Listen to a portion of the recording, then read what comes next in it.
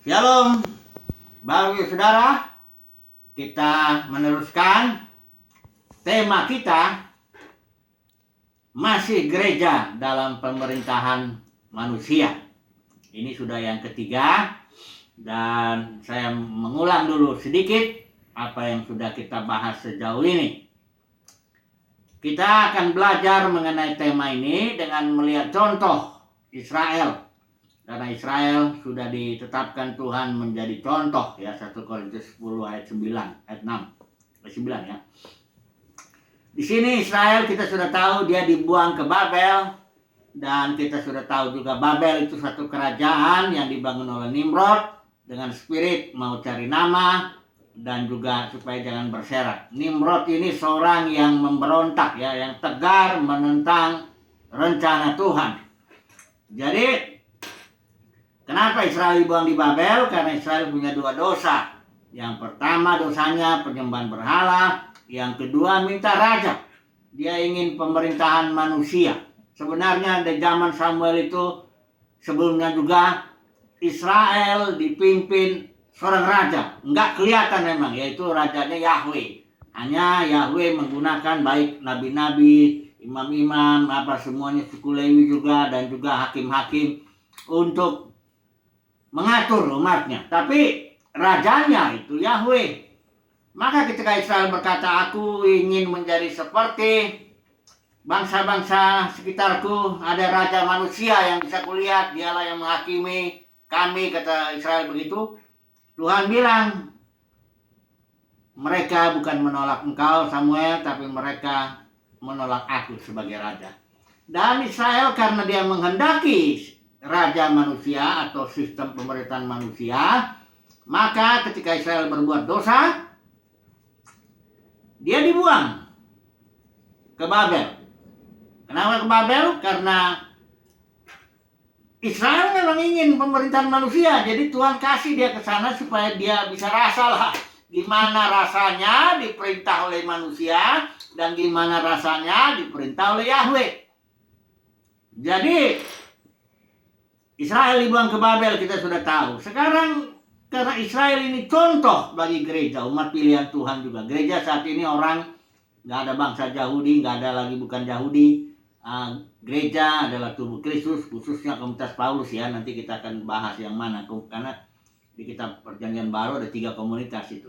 Komunitas Petrus untuk orang Yahudi, Perjanjian Baru untuk orang Yahudi, komunitas Paulus yang dibilang tubuh Kristus itu Yahudi non Yahudi. Ini perjanjian baru yang ketiga, ini komunitas Yohanes, itu para pemenang. Nanti kita akan belajar.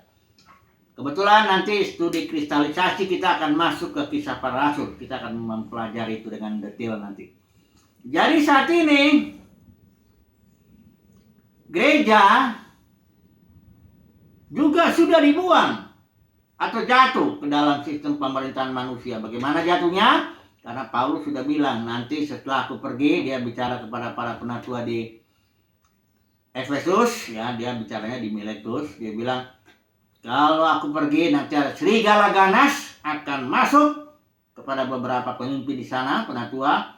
Nanti penatua ini akan dengan ajaran palsu berusaha menarik murid-murid dari jalan yang benar.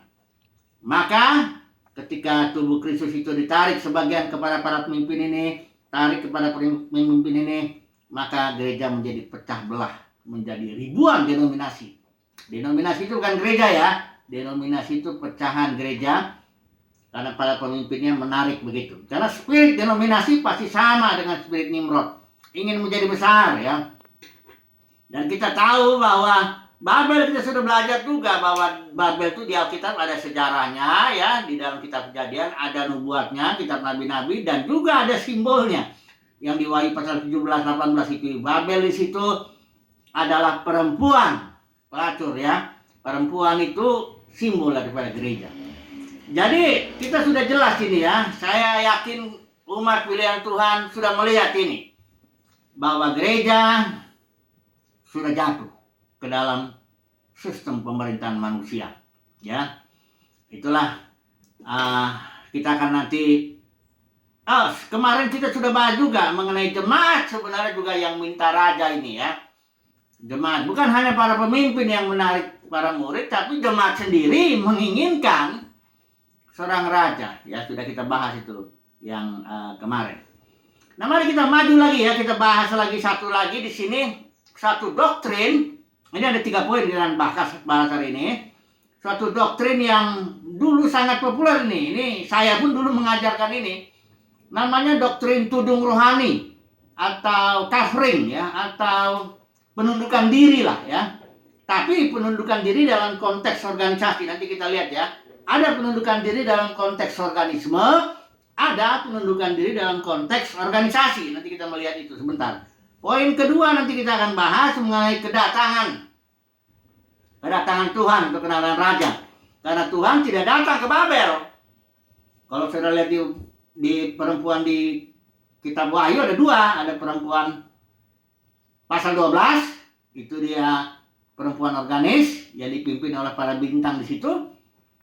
Dia akan melahirkan putra-putra. Tuhan datang melalui dan di dalam putra-putra Elohim itu. Sementara di pasal 17 itu bukan Tuhan nggak datang ke situ, malah yang datang penghakiman terhadap gereja Babel ini. Jadi nanti kita lihat poin kedua, kedatangan Tuhan ke Yerusalem.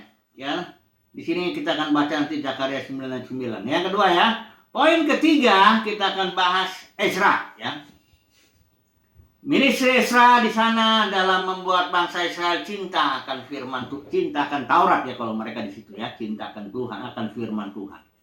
Oke, mari kita lihat dulu yang pertama ini. Satu doktrin yang dulu di tahun 90-an lah.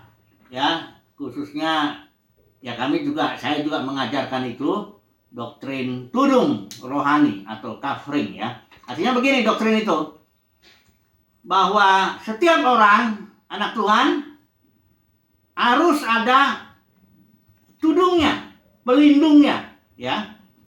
Yaitu para penatua atau juga nanti ada senior pastornya, ada yang begitu, apapun juga itu namanya. Pendeknya kalau orang melayani di luar tudung ini, dianggap orang itu tidak tahu penundukan diri, dianggap orang itu memberontak ya. Jadi ini semua, jadi inilah caranya bagaimana supaya sistem pemerintahan manusia ini bisa menahan orang-orang jangan keluar, karena orang jadi takut kan. Kalau keluar dari tudung ini, kau dihajar iblis, tidak tunduk sama pemimpin. Nah, takutlah jemaat itu ya. Bahkan pelayan-pelayan yang katakanlah pengerja-pengerja pun juga takut juga keluar daripada katakanlah doktrin atau tudung rohani ini ya. Jadi itu sangat populer sekali ya, pengajaran tudung rohani ya. Saya yakin sampai sekarang barangkali hampir setiap denominasi walaupun tidak ada pengajarannya langsung, mereka mempraktekkan itu ya. Kalau berontak, kalau keluar dari sini, itu namanya berontak, tidak mau tunduk ya kepada otoritas. Nah, mari kita mau periksa dulu ini. Karena doktrin tudung rohani itu enggak ada di Alkitab, enggak ada ya. Kalau saudara bisa buktikan itu ada, silakanlah ya. Kasih aja komen di bawah. Ini loh ajaran tudung rohani. Enggak ada sama sekali. Sama sekali tidak ada di Alkitab itu. Ya. Nah, kenapa dia itu? Saya mau kasih tahu dulu di sinilah penyakitnya itu, ya. Saudaraku, gereja adalah tubuh, ya. Gereja adalah organisme, ya. Dalam organisme, dalam tubuh, otoritas itu adalah otoritas hayat. Antara kaki dengan tangan, antara semuanya anggota tubuh itu diatur oleh hayat, oleh hidup tubuh itu, ya. Kalau nggak ada lagi hidup itu, nggak ada lagi otoritas, ya. Itu otoritas tubuh, ya.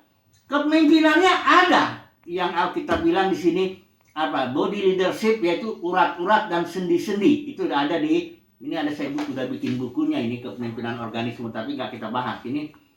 Ada kurang lebih hanya 20 halaman lah ya. Kalau mau nanti boleh kirim WA-nya atau email, nanti saya kirim. Tapi ini ada di Kolose 2:19 dengan Efesus 4:16. Di situ kepemimpinan tubuh, organisme itu adalah sendi-sendi dan urat-urat yang mempersatukan, yang membuat berjalan tubuh itu, tapi urat dan sendi itu tidak memiliki otoritas. Tetap otoritas itu adalah otoritas hayat. Dan otoritas hayat tidak pernah didelegasikan. Sistem yang namanya delegasi itu hanya ada dalam konteks sistem pemerintahan manusia. Itu ada otoritas yang didelegasi. Delegated authority itu artinya otoritas terdelegasi. Kalau dalam konteks tubuh atau organisme tidak ada. Otoritas tetap adalah otoritas hayat. Otoritas Kristus yang adalah hidup kita itu hayat, ya. Hanya itu. Pemimpin ada. Ya, Rasul Nabi pengirim hanya untuk mempersatukan, mengikat tubuh itu, ya, supaya tubuh itu bisa berfungsi sesuai dengan tujuannya. Tapi kalau ini, kenapa ini organisasi ini ngeri sekali nih? Ini sebenarnya mendongkir balikan otoritas hayat itu, diganti dengan otoritas manusia. Karena dalam organisasi saya lihat semuanya itu manusia-manusia itu disusun sedemikian dalam kotak-kotak itu, dihubungkan dengan garis-garis, ya. Garis-garis itu adalah garis komando supaya tahu siapa yang bertanggung jawab kepada siapa, siapa yang menundukkan diri kepada siapa. Dan kalau dalam organisasi itu yang paling tinggi dia itu yang paling punya otoritas. Dan otoritasnya otoritas organisasi, bukan otoritas hayat. Ya. Memang kadang-kadang, ya bukan kadang-kadang, memang hayat Kristus tetap bekerja di sini. Itu makanya Babel itu kacau, campuran. Ada hayat Kristus masuk, ada juga otoritas manusia bermain di situ. Nah, jadi inilah kacau balau itu, ya, denominasi itu. Karena di dalamnya ada hayat, ya, karena dia umat Tuhan kan. Tapi juga ada otoritas manusia di dalamnya itu yang tersusun dalam hierarki itu. Hierarki itu jenjang, ya, jenjang organisasi itu. Ya, jadi kebetulan saya ambil tesisnya, temanya kepemimpinan. Jadi saya belajar itu manajemen. Ada 3 manajemen yang saya pelajari itu, manajemen yang klasik, yang human relationship yang dimulai dengan Dale Carnegie itu tahun 1960, dan yang berbagai manajemen modern. Tapi pada intinya pemimpin manusia ini dia memanfaatkan, katakan entah menggunakan, entah apapun istilah saudara boleh aja, tapi istilahnya para manajer ini, ya, itu mereka yang membuat planning, organizing, leading, controlling, itu sistem pemerintahan manusia. Dia mengatur, ya, anggota-anggota di bawahnya itu dengan suatu tujuan. Ya, tapi yang paling untung tentu para pemimpinnya itu. Nggak sudah tahu kalau di kantor, ya, kalau organisasi dagang di kantor itu perusahaan, ya, kalau office boy-nya ya digaji juga, tapi ya tahu sendirilah kalau beda dengan manajernya, ya kan. Nah, jadi ini perbudakan kalau gereja masuk, atau lebih tepat gereja dimasuki oleh sistem pemerintahan manusia itu, dimasuki oleh spirit Nimrod itu. Nah, para pemimpin ini ngajarin, engkau mesti tunduk sama saya, sama yang di atas, ya, supaya hidupmu aman, diberkati, macam-macam lah, ya. Nah, ini suatu penipuan. Kenapa? Karena dia ngomong di dalam konteks organisasi di mana otoritas sudah campur antara otoritas hayat dengan otoritas manusia. Sementara Alkitab bilang emang tundukkanlah dirimu, tapi dalam konteks tubuh. Kalau saya tunduk, kalau kaki tunduk sama tangan, ya, kalau tangan ada kebutuhan mau ngambil sesuatu barang di sana, ya kan hayat itu ngasih tahu sama kaki, jalan kamu. Jadi sebenarnya bukan kaki tunduk sama tangan, bukan, kaki itu tunduk sama hayat, ya. Dan istilahnya di situ kalau dalam konteks organisme itu saling. Dalam Alkitab Perjanjian Baru ada 13 kurang lebih kata saling. Saling menundukkan diri, saling menegur, saling membasuh kaki dan sebagainya begitu. Saling, ya, saling. Kalau di sini tidak ada saling, yang atas mimpin yang bawah tunduk sama yang atas, ya. Saudara, mudah-mudahan umat pilihan Tuhan pasti melihat ini, karena dalam diri umat pilihan Tuhan itu ada pengurapan yang mengajar dia segala sesuatu, termasuk ini. Dia akan ngerti, walaupun mungkin dia nggak bisa ucapkan itu, nggak bisa nggak bisa ajarkan kepada orang, tapi umat pilihan Tuhan akan tahu rasanya hidup dalam konteks organisme, gereja adalah tubuh, dan rasanya hidup di dalam konteks organisasi atau sistem pemerintahan manusia. Karena umat pilihan Tuhan di sini, di contoh Israel, dia digerakkan Tuhan keluar dari sistem pemerintahan manusia ini supaya masuk ke dalam sistem pemerintahan ilahi atau organisme. Jadi doktrin tudung itu jelas tidak ada karena konteksnya Alkitab tidak ada mengajarkan itu organisasi itu. Bahkan istilah organisasi pun tidak ada di Alkitab ini. Jadi itu pengajaran palsu ya, yang digunakan ini tudung rohani itu pengajaran palsu yang digunakan oleh para pemimpin organisasi itu, gereja itu untuk menahan anggota itu jangan kabur. Karena tujuan daripada ini jangan berserak. Itu spirit Nimrod itu. Ya, itu ya. Kalau saudara nggak bisa melihat ini, ada yang mau bantah, silakan tulislah di bawah. Mana ada ayatnya di dalam perjanjian baru khususnya itu ya. Doktrin tudung. Ya, yang dulu sangat populer ya. Tahun 90-an tuh kami di Jakarta ya. Sangat populer sekali. Tapi itu ajaran palsu itu. Karena penundukan diri organisme itu seperti saya bilang, kaki sama tangan tuh diatur sama ayat ya. Penundukan dirinya begitu. Oke, ini yang pertama. Yang kedua, mari kita melihat dulu Zakaria 9 ayat 9 ya. Di sini poin ini kedatangan Tuhan ya. Kita akan bahas ini. Coba lihat dulu sebentar, saya bacakan ini. Bersorak-sorailah dengan nyaring, hai putri Sion. Bersorak-sorailah, hai putri Yerusalem. Lihat, rajamu datang kepadamu. Ia adil dan jaya, ia lemah lembut dan mengendarai seekor keledai. Nah, ini dia. Ini ayat kedatangan Tuhan Yesus. Kedatangan Tuhan itu hanya berlaku bagi, perhatikan di sini. Ini Yerusalem, bukan Babel. Umat Israel yang ada di Asyur juga, yang 10 suku, ada yang sebagian, sudah tahu ya, sebagian di Babel, sebagian besar mayoritas masih di Babel. Karena yang datang ke sini Israel hanya nggak sampai 50.000. Ya, walaupun padahal waktu itu Israel itu kurang lebih bisa 2 atau 3 juta ya. Jadi Tuhan tidak datang kepada umat Tuhan di Babel, nggak datang ke sana. Nggak ada janji Tuhan dia akan datang ke sana. Yang ada di sini adalah penghakiman kalau di Babel, ya. Yang Tuhan janjikan dia datang naik keledai itu di Yerusalem. Dan ini digenapi ketika Yesus datang naik keledai di kitab-kitab Injil itu kan ke Yerusalem. Sayangnya di situ ahli Taurat, orang Farisi tidak menyambutnya, ya. Ada orang banyak sudah bersorak-sorai, dah hosana dan sebagainya. Oke lah, kita tidak bahas itu terlalu dalam. Pendeknya, saya juga sudah tulis itu. Poin kedatangan Tuhan itu ada 30 tema yang kecil-kecil saja. Barangkali ada 35 halaman aja. Kalau Bapak Saudara mau juga, saya akan kirim buku itu. Kedatangan Tuhan hanya ke Yerusalem. Jadi kalau kepada umat pilihan Tuhan, dia tidak datang kepada umat Tuhan di Babel. Yang bukan pilihan Tuhan, yang banyak memang dipanggil, sedikit yang dipilih. Itu Alkitab udah. Kalau usah kita bantah. Banyak yang dipanggil, sedikit yang dipilih.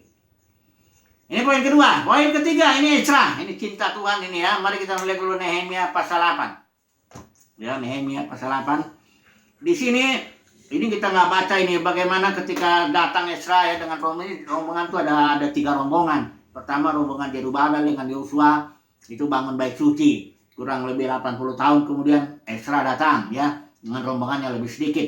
Dia pemulihannya ini bait suci, pembangunannya ini pemulihannya firman Tuhan karena Ezra itu seorang ahli kitab ya. Kemudian kurang lebih 11-12 tahun kemudian Nehemia datang. Makanya waktu terjadi kebangunan rohani ini ada Nehemia dan Ezra di situ ya. Nah, ayat ini adanya di ketika bulan ke-7 itu orang Israel mereka serentak berkumpul seluruh rakyat di halaman depan pintu gerbang air. Sinilah kebangunan rohani itu ya. Di sini Ezra berdiri ya, bacakan firman Tuhan. Waduh, pada nangis-nangis semuanya ya.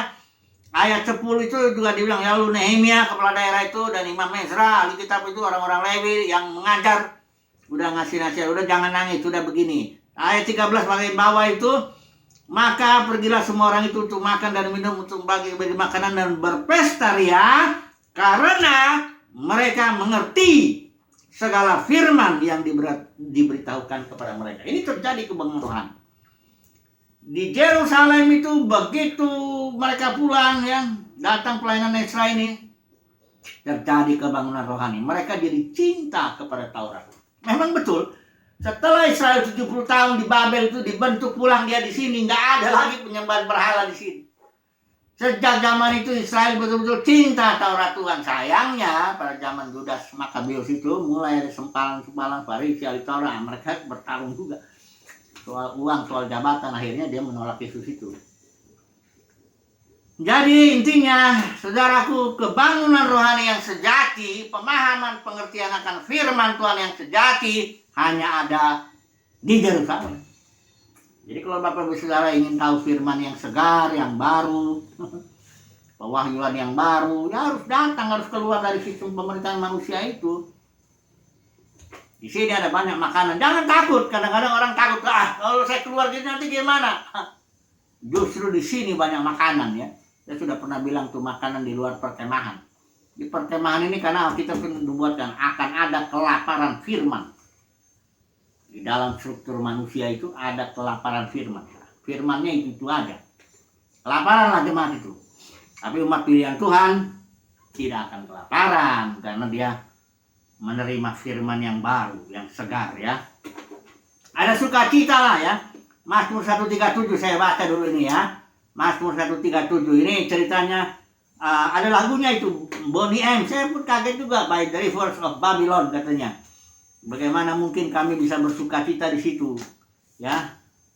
Itu saudaraku kalau mau itu ada lagunya itu ya. Saya kira itu bukan lagu rohani, rupanya dari ayatnya dari sini, Mazmur 137 ya. Mari saya baca dulu. Di tepi sungai-sungai Babel, di sanalah kita duduk sambil menangis apabila kita mengingat Sion ya. Ayat 3, sebab di sanalah orang-orang yang menawan kita meminta kepada kita memperdengarkan nyanyian, dan orang-orang yang menyiksa kita meminta nyanyian sukacita. Nyanyikanlah bagi kami nyanyian dari Sion. Ayat 4, bagaimana kita menyanyikan nyanyian Tuhan di negeri asing. Artinya umat yang dalam perbudakan sistem manusia, pemerintahan manusia dalam Babel, dia tidak bisa dengan bebas sukacita. Ya namanya dalam perbudakan, tapi ini memang agak susah sih ya. Bagi orang yang hanya dipanggil saja ya, memang dia merasa biasa saja, tapi umat pilihan Tuhan tidak bisa. Ya, ketika dia datang ke Yerusalem melihat sukacita ya, nah itu baru bisa tahu di mana. Saya tutup ini kesimpulannya, saya tutup satu kesaksian lah ya. Apa yang saya sampaikan ini memang ya untuk umat pilihan Tuhan lah yang bisa membedakan kedua cita rasa ini ya. Saya juga dulu ada di dalam, bahkan ya dalam sistem pemerintahan manusia itu rasanya memang nggak bisa bebas. Saya nggak dapat banyak firman Tuhan, nggak segar lah ya. Kadang-kadang membosankan itu aja. Nah ini kita udah ingin retreat lah, yang para full timer ini capek, bosan lah gitu kita ya. Tapi ya kita terus ya, harus maju terus kan gitu. Tapi sejak saya 20 tahun ini ada di gereja organisme. Ada kebebasan ya. Ada firman yang baru dan segar ya. Ada sukacita di dalam batin yang enggak bisa diucapkan. Nggak perlu nyanyi, ada di dalam sukacita. Ya, ini nggak bisa, tapi ya mudah-mudahan. Tapi saya yakin umat pilihan Tuhan yang merasakan itu, dia tahu bahwa rasanya diperbudak oleh manusia itu dengan rasanya bebas memuji menyembah Tuhan. Ya. Puji Tuhan lah ya, semoga ya, saya yakin lah ya, firman Tuhan ini akan membangun umat pilihan Tuhan. Puji Tuhan, haleluya.